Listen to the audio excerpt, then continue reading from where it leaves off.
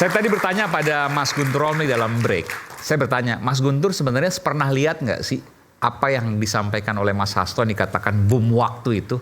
Jawabannya Mas Guntur? Iya, beberapa video saya nonton. Video? Video. Ada lagi? Dan juga dalam video itu ya ada dokumen-dokumen. Dokumen? Disertakan juga. Dan juga bukti-bukti yang lain lah. Video itu maksudnya Ya. pengakuan atau CCTV atau apa? Ya nanti kita tonton. Kan belum dirilis ya kan, itu kan belum dirilis. Yang jelas juga. lebih dari 5 kasus. Dan itu kaitan ke korupsi dan penyalahgunaan kalau saya wewenang. bisa menjawab, itu ada puluhan video. Dan Puluhan video, banyak, oke. Ya persoalan yang diulas di situ.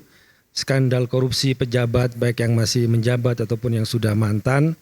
Penyalahgunaan kewenangan, penggunaan hukum, dan sebagainya untuk menyerang lawan politik. Termasuk saya tanya terkait dengan Pak Jokowi dan keluarga? Ya ada di situ tentu saja, pasti di situ ada.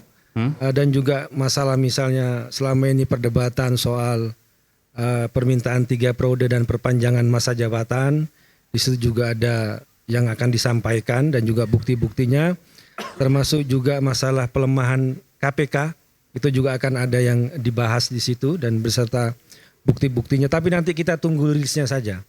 Dan ya kalau ini muncul ya saya tidak mau mengatakan ini berlebihan. Tapi kalau saya menonton beberapa video itu ya bisa menggemparkan ya. Menunggu apa sih? Ya. Kenapa nggak dikirimkan? Ya semua sekarang? tergantung kepada Sekjen PDI Perjuangan. Apa yang beliau putuskan, kapan dirilis ya kita tunggu aja. Dan saya juga barangnya juga bukan di saya. Saya hanya Saya mendengar 3 yang disimpan Mas Hasto, Mas Andi Wijayanto, dan Mbak Koni. Ya, yang tahu itu ya. Yang tahu. Tapi Dan tiga-tiga diserang menurut Anda itu ya? ya. Oke. Ya. Tadi saya mau komentar yang kasus Harun Masiku dan Hasto Kristianto. Jadi kita tidak bisa menghakimi seseorang itu bersalah hanya berdasarkan kepercayaan. Oh ini percaya, oke Ya. tadi. Tapi berdasarkan apa bukti yang Anda punya untuk menilai seseorang. Karena kalau kita bicara soal bukti yang ada di publik, seperti saya sampaikan tadi, putusan pengadilan terhadap Wahyu Setiawan, Agustiani, Saiful Bahri, itu kan putusan pengadilan yang sudah kita bisa baca di umum. Dan itu sudah punya kekuatan hukum yang tetap. Jadi dasarnya untuk melihat kasus hukum, kita kembali ke situ.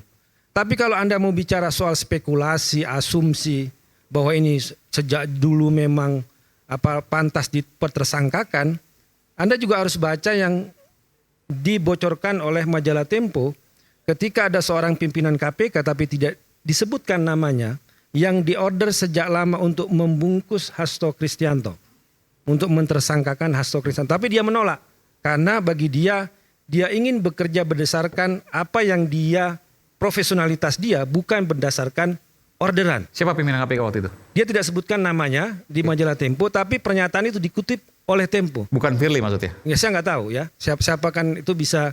Tapi saya kira Tempo juga tidak akan membocorkan sumber informasi itu. Ingin saya katakan bahwa kalau kita melihat pernyataan itu memang sejak awal Hasto Kristianto itu ditarget. Dikaitkan dengan kasus Harun Masiku, tapi tidak ada bukti-bukti yang menguatkan sehingga dia tidak bisa ditersangkakan. Di mana bukti-buktinya? Ya putusan pengadilan, lihat aja. Kalau memang ada bukti-bukti yang lain, harusnya itu muncul dan bunyi di pengadilan. Dan itu kan nggak ada. Selama ini kan masalah asumsi-asumsi. Makanya saya katakan tadi, kalau kita baca rilis Ketua KPK, bukan lagi persoalan kasus suapnya, tapi sudah bergeser kepada isu politik yang ditersangkakan adalah Hasto Kristianto selaku Sekjen PDI Perjuangan. Kemudian di situ di soal masalah penempatan caleg, penempatan soal masalah PAW, ya, yang itu adalah masalah internal partai, kok malah dijadikan sebagai bukti penyuapan. Tadi itu yang saya kuat. Diminta untuk membungkus Hasto Kristianto, artinya lebih kekuasaan loh itu. Ya, ada pihak luar, dia sebutkan itu. Ada pihak luar dari KPK untuk cepat membungkus Hasto Kristianto. Itu ya yang baik. Kalau kita baca. Saya ke Bung Andi dulu sebelum saya ke Bang Rocky. Tadi disebutkan bahwa banyak bukti, ini kaitan ke skandal ya, skandal pejabat. Banyak bukti, ada video, ada dokumen, dan salah satunya menyebut juga tadi Pak Jokowi dan keluarga. 3 periode dan lain sebagainya. Dan mungkin ada yang lain. Ada komentar soal itu? Ya, terima kasih Bang Iman. Kalau saya lihat ini, pertanyaan saya tadi sama dengan Bang Ade. Kenapa enggak dari tahun yang lalu atau 2 tahun yang lalu dibuka itu. Ya, satu itu. Kedua, kenapa barang bukti itu dibawa ke Rusia? Ada apa dibawa ke Rusia? Buat apa dibawa ke sana gitu loh? Kalau mau ya langsung aja bukaan aja gitu loh. Kalau misalnya Jokowi terlibat ya langsung aja kasih apa saja itunya, buktinya. Saya rasa juga adalah petinggi-petinggi PDIP di sana mungkin di-delete di situ. Di laporan-laporan tersebut. Terjerat juga. Ya pasti ada yang terjerat lah. Ini ibaratnya kan buruk muka cermin dibelah. Sudah pasti itu. Cuma di-delete mungkin. Ya kan? Anda nggak tahu dokumen itu jangan bilang pasti. Ini kan asumsi saya. Jangan bilang pasti kalau gitu. Pakai. Jadi gini, Mas. Pertanyaan saya itu, kalau Ibu Koni, ya dulu kan Bu Koni itu kan dari Nasdem. Dia masuk ke PDIP kan baru. Bu Koni bukan orang PDI Perjuangan. Itu saya perlu tegaskan. Bukan Dia nggak masuk ya, kader tapi dia PDI mengakui Perjuangan. dia PDIP lah.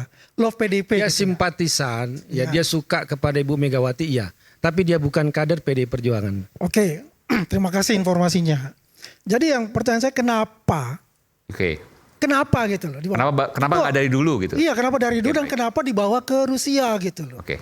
Ya kita kan tahu, Ya. sayang Bu Koni nggak hadir sini. Yang bisa menjawab semuanya mungkin nggak ada bukan kita semua kecuali satu orang, Bung Rocky Gerung, silakan. Pertanyaannya kenapa? Yang kedua, kenapa dibawa ke Rusia? Kenapa nggak dari dulu dibuka? Bung Aiman, Kenapa saya mau komentar dibawa ke Rusia? sedikit. Bu Koni itu baru tahu sekarang. Dia baru tahu sekarang. Dia bukan dari dulu udah tahu ini. Iya. Yang membawa, yang bilang udah tahu itu adalah Pak Hasto. Betul. Iya, ya. Ya, Pak Hasto membawa ke Bu Koni di Rusia dengan alasan nih ya, yang disampaikan Bu Koni adalah bahwa karena mereka takut kalau ini dibukanya di Jakarta, nanti ada campur tangan KPK lagi. Karena dalam kasus ketika Pak Hasto pertama kali dipanggil ke KPK, ingat yang asistennya itu digerebek itu loh, bukan digerebek diambil HP-nya. Kusnadi namanya. Dalam Kusnadi ya. Karena itu dia bilang supaya jangan sampai itu terjadi, maka diselamatkan di Rusia. Tapi pertanyaan saya sama. Kenapa nggak dari dulu itu kan? Kenapa nggak dibuka di sini? Kenapa nggak dibuka di sini sekarang? Ade. Ya. Dan Bang dari, Ade, ini dari sayangnya Bu Koni sebelumnya. nggak ada ya. Pertanyaan saya begini, Bung Koni, Profesor Koni ini adalah anggota Valdai Apa itu? Discussion Club. Valdai Discussion Club Oh ya, di Rusia. di Rusia. Ya, dia kan memberikan input kepada pemerintah Rusia. Yang saya takutkan ini ada rahasia negara yang mungkin juga dia simpan di sana. Bisa saja lo terjadi. Bocor ke Rusia nanti. Bisa bocor ke Rusia. Dan itu bahaya. Bahaya kan? Apa enggak? Pertanyaan saya secara hukum, apakah itu termasuk melanggar hukum dalam undang-undang? Anda kan nggak tahu barangnya. Kok menganggap itu rahasia negara? Oke. Bung Rocky silakan Bung Rocky. Seandainya kita tidak tahu barangnya, boleh nggak kita bikin kesimpulan? Kalau datanya nggak ada, otak kita dituntun untuk tetap membuat kesimpulan. Dasarnya begitu. Coba kita mulai dengan definisi skandal. Apa sih skandal itu? Kata skandal itu cuma ada di wilayah agama dulu tuh. Mempermainkan agama, memutar-mutar ayat itu skandal dulu. Belakangan dia berkembang menjadi tagihan moral. Dasarnya tuh kata skandal pertama. Terakhir masuklah istilah skandal politik. Apa tuh skandal politik? Nggak ada skandal politik. Peristiwa politik diskandalkan iya. Kan begitu cara kita menganalisis tuh. Watergate. Nixon turun karena skandal politik.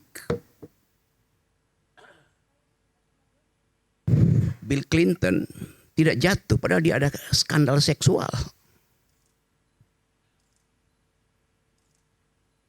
Jadi kalau kita bilang apa itu skandal politik adalah sesuatu yang kemudian dipindahkan dari wilayah privat ke wilayah publik. Itu soalnya tuh.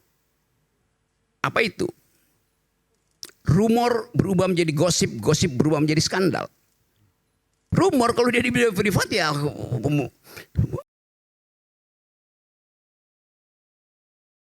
Saya mau terangin itu karena itu Jangan itu yang mesti menggunakan kata terangin. itu. Mohon maaf Bung Rocky, saya harus Loh, potong. berarti saya mesti edit bahasa ilmu pengetahuan itu. Bisa digunakan bahasa lain mungkin yang lebih Apa bahasa lain dari persetubuhan? Iya. Minta tolong untuk jangan. Kita sesaat lagi, kita akan kembali saat lagi. Tetap bersama kami di Rakyat Bersuara.